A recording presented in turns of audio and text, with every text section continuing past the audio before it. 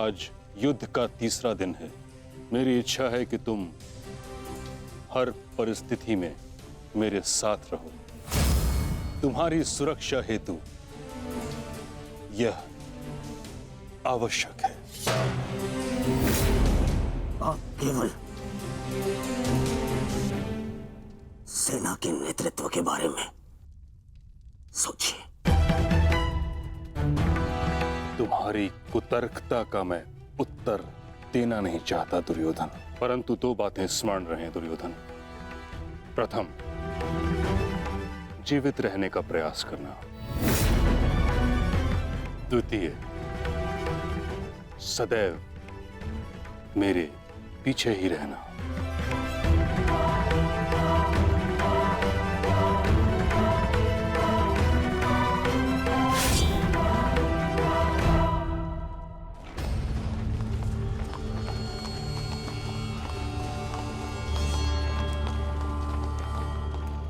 प्रणिपात पिताश्री। यशस्वी भव। मैं यहां तुम्हें यह बताने नहीं आया कि मन लगाकर युद्ध करना, क्योंकि वो तो तुम करोगे ही। मैं यहां तुम्हें एक सीख देने आया हूं।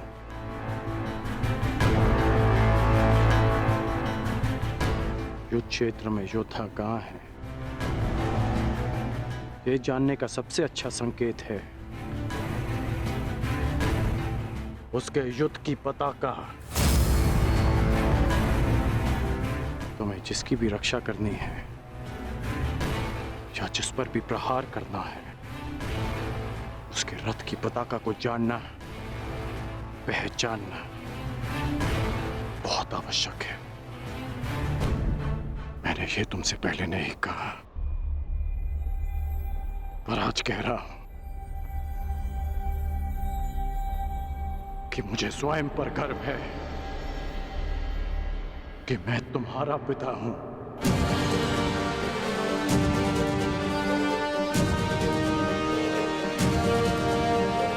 कल्याण हो तुम्हारा पुत्र।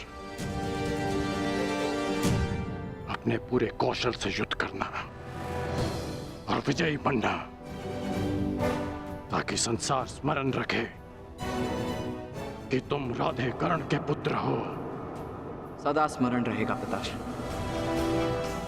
जब मृत्यु युद्ध क्षेत्र में सामने खड़ी हो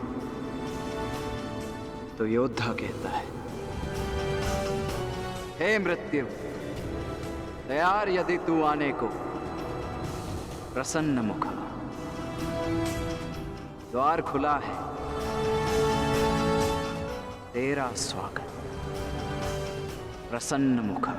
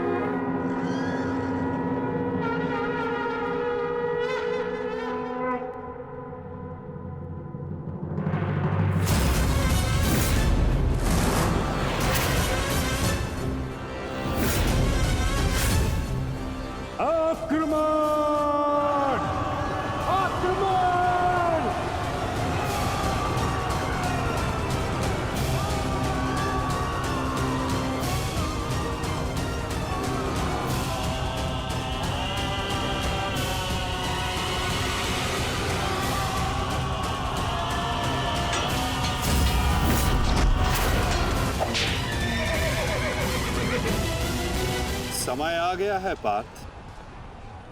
क्या करना है, स्मरण है ना?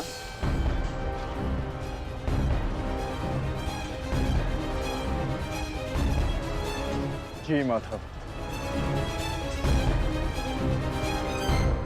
आज महामहिम भीष्म ने गरुड़ व्यूह का निर्माण किया है महाराज। किंतु पांडवों ने कौन सा व्यूह रचा है संजय? पांडवों ने अर्धचंद्र व्यूह की रचना की है महाराज। मूर्ख है युधिष्ठिर, कभी भी अर्धचंद्र व्यूह गरुड़ व्यूह को नहीं तोड़ सकता।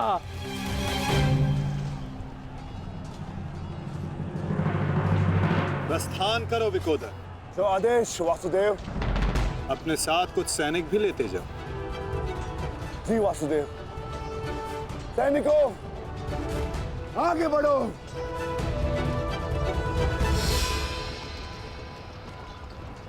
क्षमा चाहता हूं माता, किंतु भ्राता भीम दुर्योधन और उसकी सेना के लिए अकेले ही पर्याप्त है। तो फिर आपने उनके साथ सैनिक क्यों भेजे? जिस कार्य के लिए विकोदर जा रहे हैं वहां शत्रु का ध्यान बटाने के लिए उन्हें सैनिकों की आवश्यकता अवश्य पड़ेगी। तुम समझ रहे हो ना पार्थ?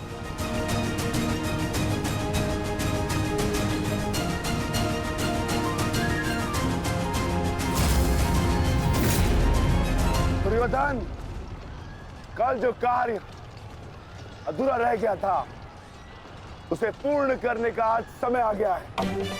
हाँ भीम, हाँ, क्योंकि नियति ने तुम्हारी मृत्यु मेरे हाथों लिखी है, मेरे हाथों। आओ, एक बार पुनः सोच लो दुर्योधन, कल मैंने ही तुम्हें प्राण दान दिया था और उसी के कारण आज तुम एक भयभीत हिरण की भांति पितामह की छाया में छिप कर बैठे हो। बाहर निकलो और लड़ो मुझसे। दुर्योधन, कहीं ऐसा तो नहीं कि तुम्हें अब समझ में आ रहा है कि रणभूमि सजाकर तुमने कितनी बड़ी मूर्खता की है? अभी ज्ञात हो जाएगा कि किसने कितनी मूर्खता की है। आओ दुर्योधन, मैं तुम्हारी प्रतीक्षा कर रहा हूं।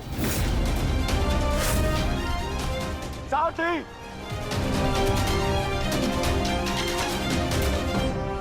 पांडवों ने अर्धचंद्र व्यूह बनाया है। यदि युवराज इसमें फंस गए ना तो उनकी सुरक्षा करना असंभव हो जाएगा। कुछ ना कुछ तो करना होगा मामहिम। हमें इन्हें रोकना होगा। ये मामहिम।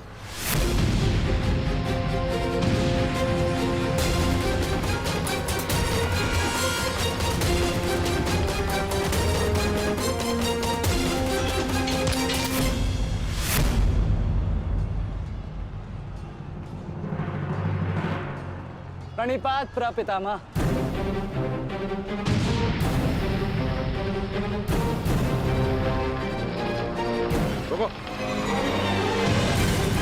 प्रणाम आचार्य। क्यों मेरे समक्ष आ जाते हो?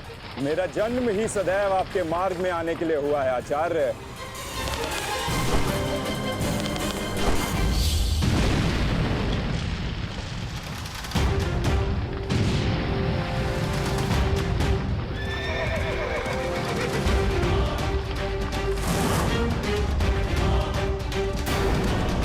मुझे युवराज की सहायता के लिए जाना होगा।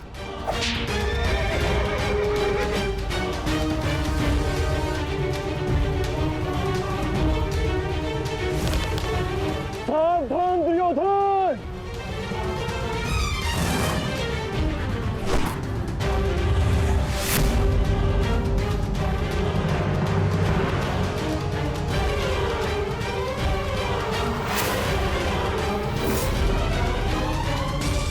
चूक गए अर्जुन, अपना एक बाण व्यर्थ कर दिया तुमने। ना मेरा बाण अपना लक्ष्य चूकता है और ना मैं कोई बाण बिना लक्ष्य संधान करता हूं।